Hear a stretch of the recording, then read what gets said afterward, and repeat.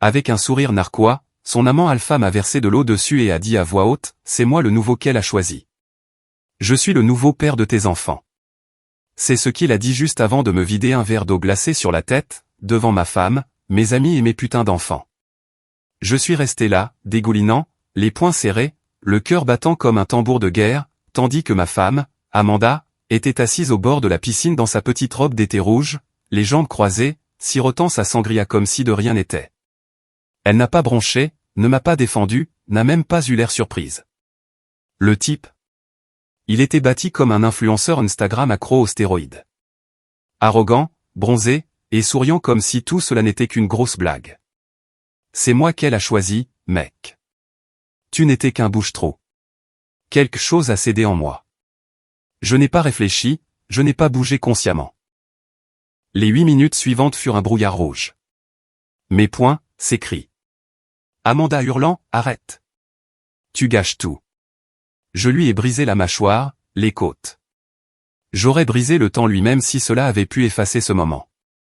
Au moment où l'ambulance est arrivée, les médecins se battaient pour le maintenir en vie.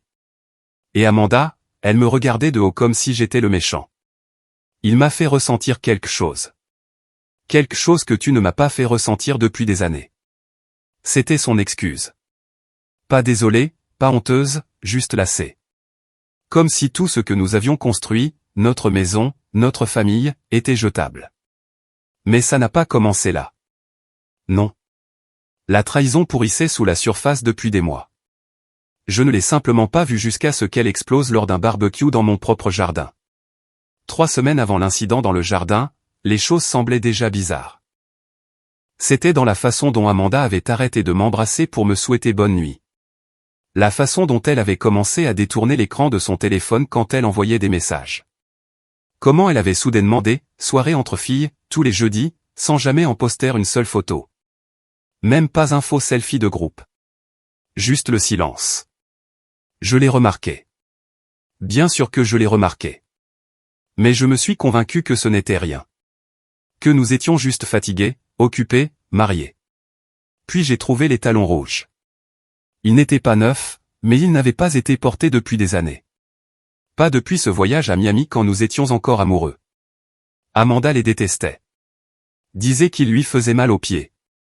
Soudain, ils avaient disparu du fond du placard.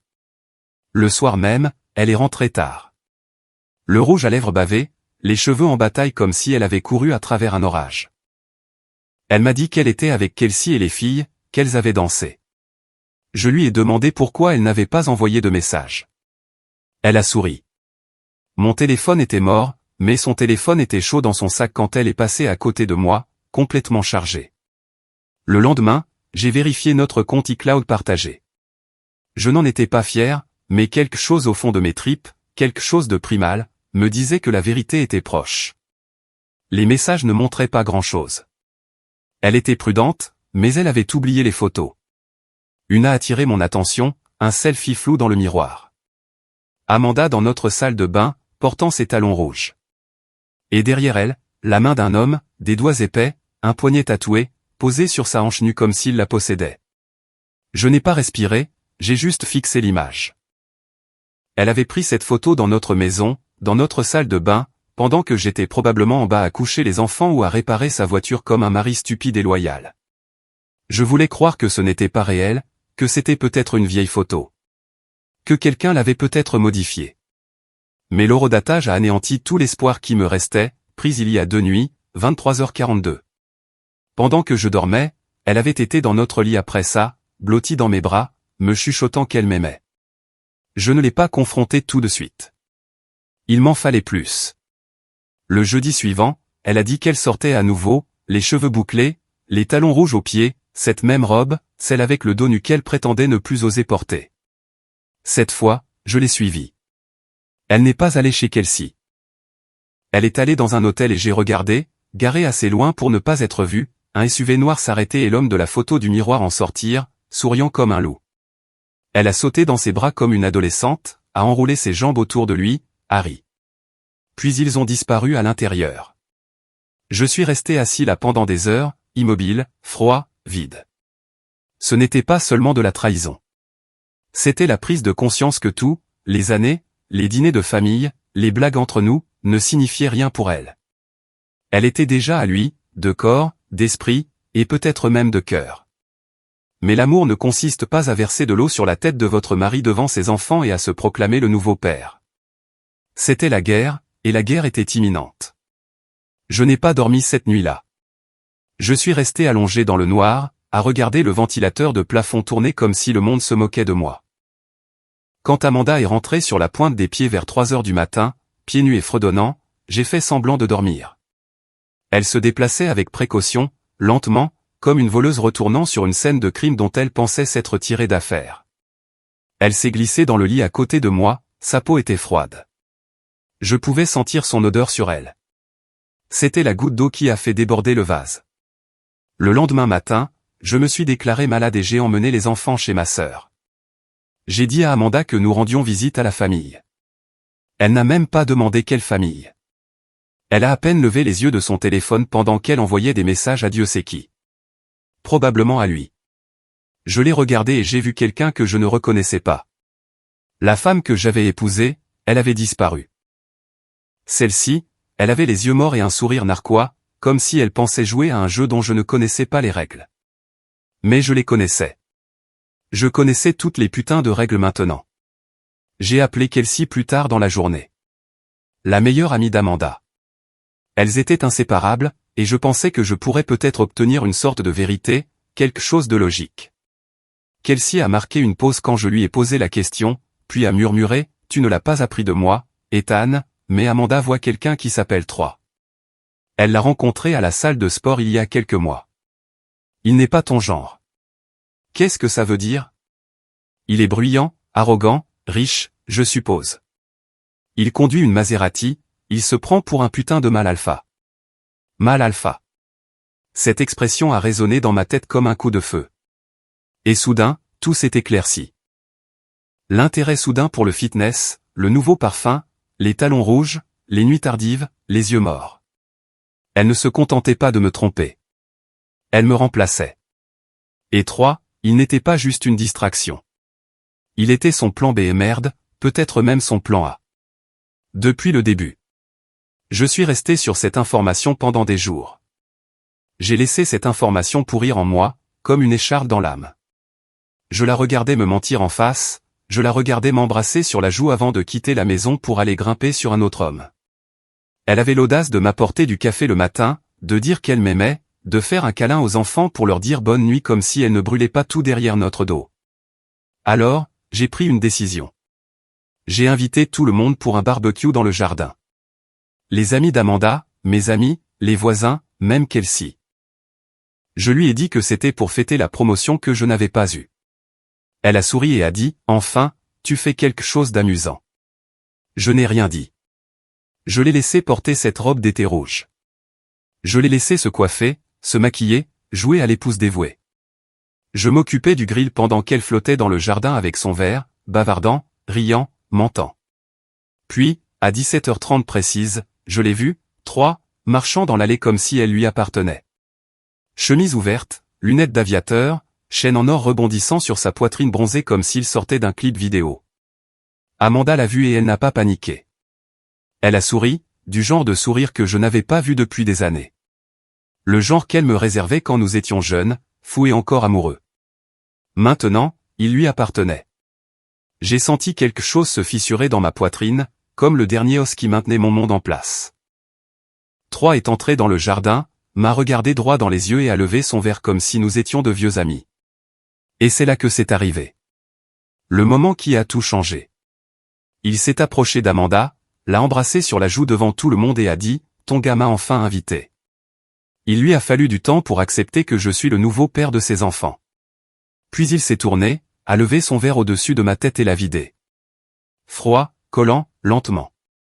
La foule a eu un hoquet de surprise. Amanda a ri.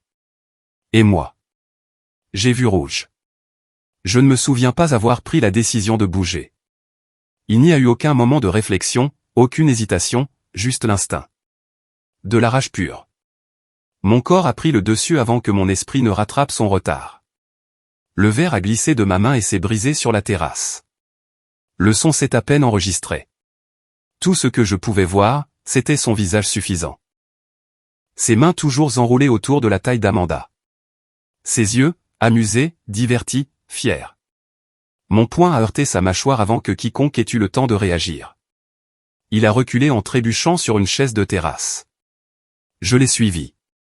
Je n'essayais pas de lui faire peur. Je n'essayais pas d'envoyer un message.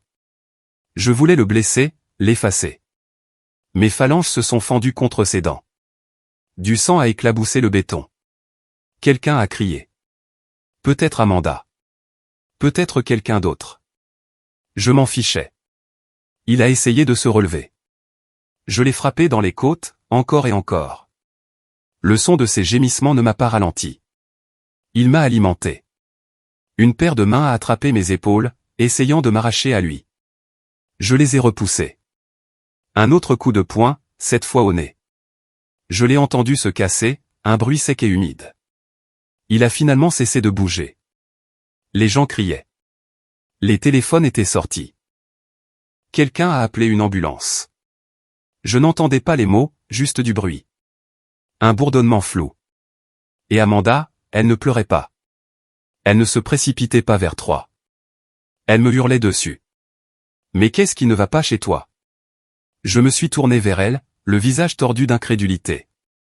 Il vient de me verser de l'eau dessus et de dire à tout le monde qu'il me remplaçait en tant que père de nos enfants. Et tu me demandes ce qui ne va pas chez moi. Ses lèvres se sont retroussées. Froide. Cruelle. Tu m'as humilié devant tout le monde. Je suis resté là, respirant lourdement, mes poings dégoulinant de sang. Le sien ou le mien? Je n'étais plus sûr. Puis j'ai entendu les sirènes. Je n'ai pas fui. Je ne me suis pas caché. Je me suis simplement assis sur le bord de la terrasse, à côté du verre brisé, et j'ai fixé le ciel pendant qu'ils essayaient de le réanimer. Il était encore en vie, à peine. Amanda n'est pas allée avec lui à l'hôpital. Elle est restée là, les bras croisés, marmonnant que j'avais réagi de manière excessive, comme si c'était ça le crime, pas les mois de trahison, pas l'humiliation publique, pas l'homme qui avait eu l'audace d'envahir ma maison, ma famille, ma vie. Je lui ai donné 10 ans, une maison, 2 enfants, la loyauté. Elle m'a donné des mensonges et un homme qui pensait que me verser de l'eau dessus était drôle. Quand les flics sont arrivés, je n'ai pas résisté. Je leur ai tout raconté. Je leur ai montré les messages, les photos, même les images de l'hôtel que j'avais obtenues d'un contact. L'officier a hoché la tête, silencieux, a dit quelque chose sur la légitime défense, sur la provocation. A dit que je pourrais avoir de la chance, selon que le type survive ou non. Je ne me sentais pas chanceux. Je me sentais vide. Comme la maison que j'avais construite de mes mains. Comme les promesses que nous avions faites dans une église en laquelle elle n'avait jamais cru. Comme la version de moi-même que j'avais enterrée pour être le mari qu'elle disait vouloir. Et maintenant? Maintenant, j'étais un titre de journal en attente. L'homme qui a pété les plombs. L'homme qui a tout perdu lors d'un barbecue. Mais je me fichais de comment on m'appelait. Parce que quand j'ai regardé Amanda, quand j'ai vu ce regard de pur mépris dans ses yeux, j'ai réalisé quelque chose. Elle n'avait pas seulement triché. Elle m'avait effacé, réécrit l'histoire sans moi. Mais ce n'est plus son histoire. C'est la mienne. Le lendemain matin, la maison était silencieuse. Trop silencieuse. Pas d'enfants, pas de bruit. Juste cette immobilité stérile qui suit généralement une mort. Appropriée, je suppose. Quelque chose était mort. Ma confiance, mon mariage, peut-être même la version de moi-même que je pensais inébranlable. Amanda n'était pas rentrée cette nuit-là. J'ai supposé qu'elle était allée à l'hôpital. Pas pour Troyes. Non, elle y est allée pour jouer le rôle de la pauvre femme sans défense dont le mari faux avait perdu la tête. Je l'imaginais avec de fausses larmes, une robe tragique, peut-être même simulant un bleu pour attirer la sympathie. Je me tenais dans la cuisine, regardant le désordre de la veille. Du sang sur le carrelage, du verre brisé près de la porte arrière, des chaises renversées. La preuve d'une guerre que personne ne s'attendait à voir éclater pendant un barbecue. C'est alors que je l'ai remarqué. Son téléphone. Elle l'avait laissé en charge sur le comptoir de la cuisine. Déverrouillé. L'univers vous offre rarement des moments aussi clairs. Je n'allais pas le gaspiller. J'ai d'abord ouvert ses messages. Les conversations étaient interminables. Le nom de 3 n'était même pas caché. Il était enregistré sous le nom de « Papaté ».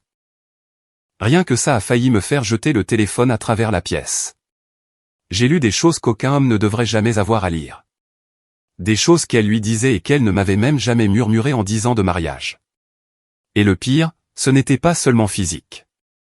Elle lui disait qu'elle l'aimait, qu'elle en avait marre de jouer à la famille avec moi, qu'elle n'avait jamais rencontré un homme comme lui auparavant. C'était comme lire l'éloge funèbre de ma propre vie. Mais le vrai coup de poing dans le ventre est venu quand j'ai trouvé une conversation avec sa sœur, Madison. Amanda, je crois qu'il sait. Il n'arrête pas de me regarder comme s'il m'avait déjà enterré. Madison, et alors? Tu as toujours voulu t'en sortir. 3 a de l'argent et la maison. Qu'est-ce qu'Ethan a? La loyauté. Burke. Amanda, la loyauté ne paie pas un voyage à Cabo. Ma mâchoire s'est serrée si fort que j'ai cru que mes dents allaient se briser. Toute sa putain de famille était dans le coup. J'étais une blague pour eux. Un tremplin, un bouche-trou jusqu'à ce que la mise à niveau arrive. Et les enfants? J'ai continué à faire défiler, désespéré de trouver quelque chose. N'importe quoi qui montrerait qu'elle se souciait au moins d'eux. Mais non. Elle avait écrit, j'aurai la garde exclusive. Ethan est trop faible pour se battre. Il cédera. Il cède toujours. Non, pas cette fois. Plus jamais. J'ai pris des captures d'écran de tout. Chaque texto, chaque photo, chaque message immonde. Je les ai tous sauvegardés sur un disque, je les ai imprimés, j'ai fait des copies, puis j'ai appelé mon avocat. Pas un avocat spécialisé en divorce. Pas encore. D'abord, je devais protéger mes enfants, parce qu'il était hors de question que je la laisse, elle et son papaté, jouer à la poupée avec mes enfants comme si de rien n'était. Pendant que l'imprimante crachait page après page de trahison, Amanda est entrée, portant toujours la robe de la veille. Les yeux gonflés, les lèvres sèches, les talons à la main comme si elle rentrait de la guerre. Nos regards se sont croisés. Aucun de nous n'a parlé. Elle a regardé l'imprimante, les papiers qui en sortaient, puis est revenue vers moi. Tu as fouillé dans mon téléphone. Tu l'as laissé déverrouiller, ai-je dit calmement. C'était ta deuxième erreur. Sa voix était rauque. Et la première? Pensais que je resterais silencieux. Elle a ouvert la bouche, mais je l'ai coupée. Je demande la garde. Aujourd'hui. J'en ai fini, Amanda. Et puis quelque chose a craqué en elle. Les larmes ont disparu. La fausse culpabilité s'est dissipée. Et le voilà de nouveau. Ce sourire narquois. Ce sourire cruel et venimeux qu'elle arborait quand elle versait de l'acide dans ma vie en appelant ça du parfum. Tu penses que quelqu'un se rangera de ton côté, sifflait-elle. Tu as battu un homme à moitié à mort devant des témoins. Mes témoins. Je me suis approché, calme, contrôlé. Ils l'ont aussi vu me verser de l'eau dessus et se proclamer le nouveau père de mes enfants. Tout est sur vidéo. Tu penses vraiment que ça passera bien au tribunal? Son visage a pâli. J'ai laissé tomber un dossier plein de messages et de photos imprimées sur le comptoir. Voyons ce que le juge en pensera. Elle n'a pas dit un mot de plus, s'est simplement retournée, a pris son téléphone et est entrée dans la salle de bain.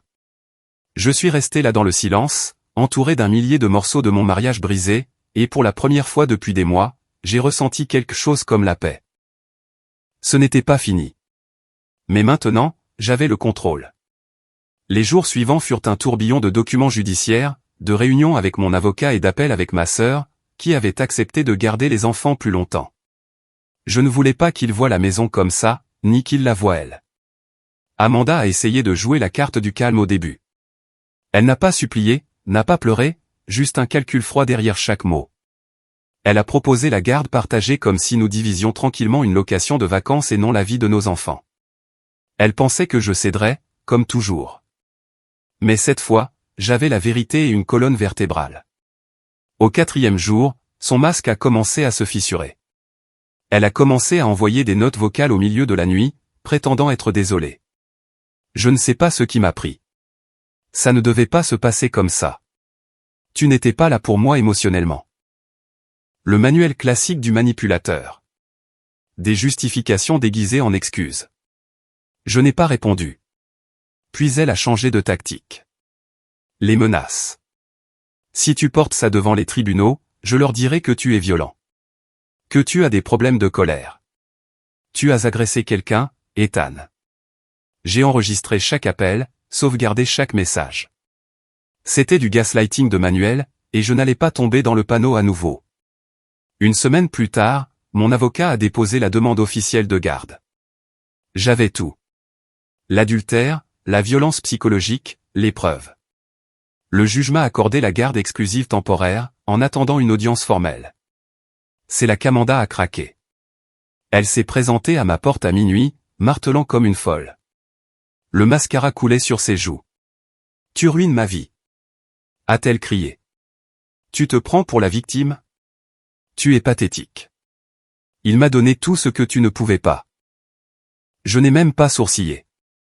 J'ai ouvert la porte, je lui ai tendu une petite boîte en carton avec ses affaires essentielles, portefeuille, passeport, quelques vêtements, et je l'ai refermée à son nez sans un mot.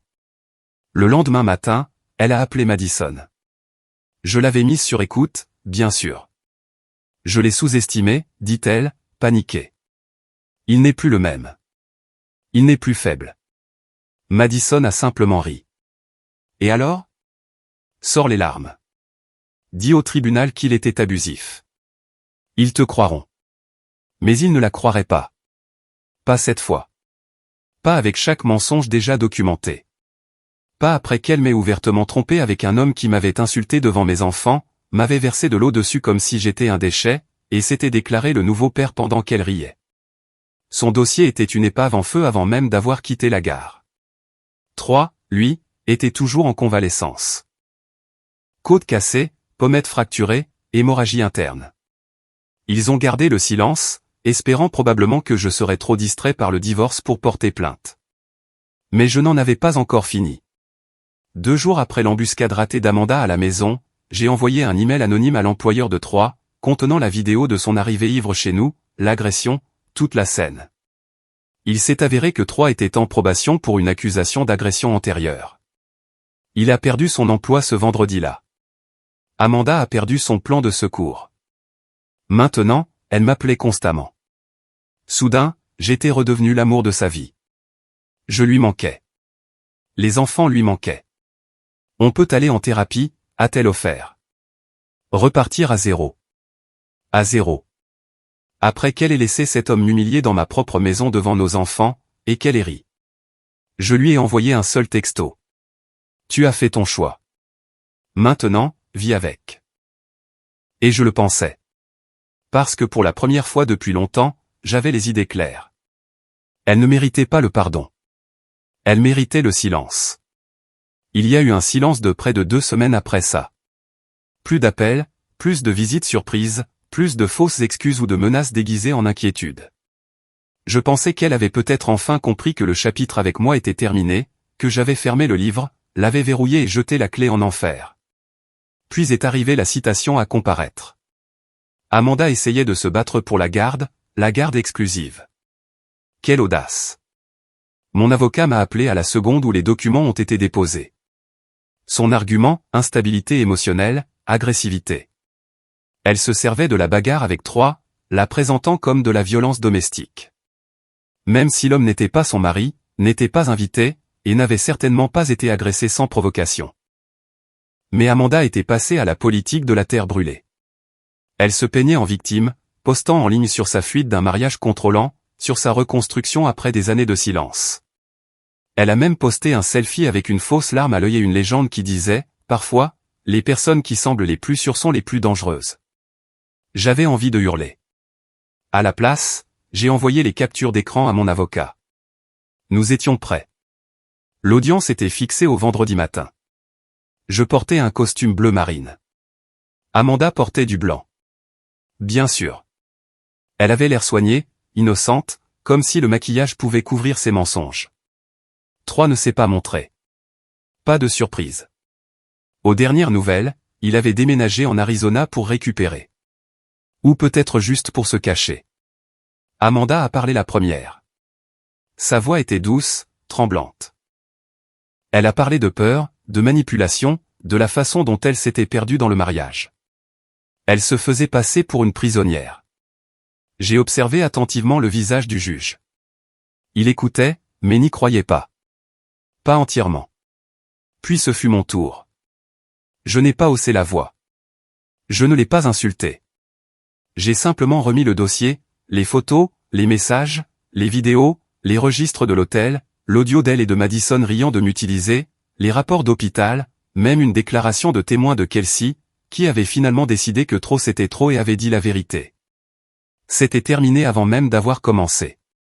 Amanda a essayé d'intervenir, a essayé de simuler des larmes lorsque le juge a posé des questions sur l'implication de Troy avec nos enfants, mais c'était inutile. J'ai obtenu la garde exclusive. Elle a obtenu des visites supervisées un samedi sur 2, 3 heures, sans nuitée. Quand le marteau est tombé, je l'ai regardé pour la première fois.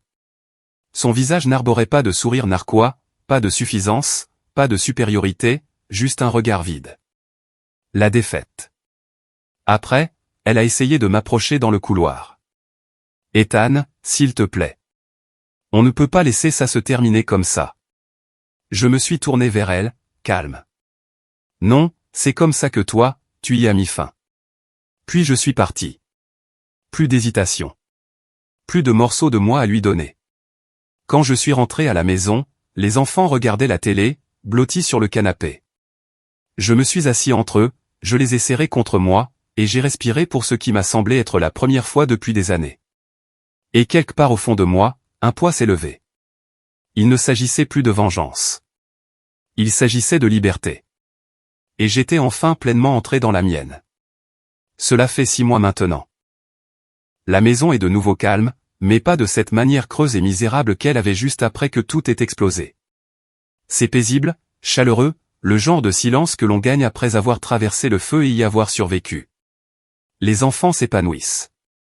Ma fille s'est remise à peindre, couvrant le frigo d'arc-en-ciel et d'étoiles désordonnées. Mon fils rit comme avant.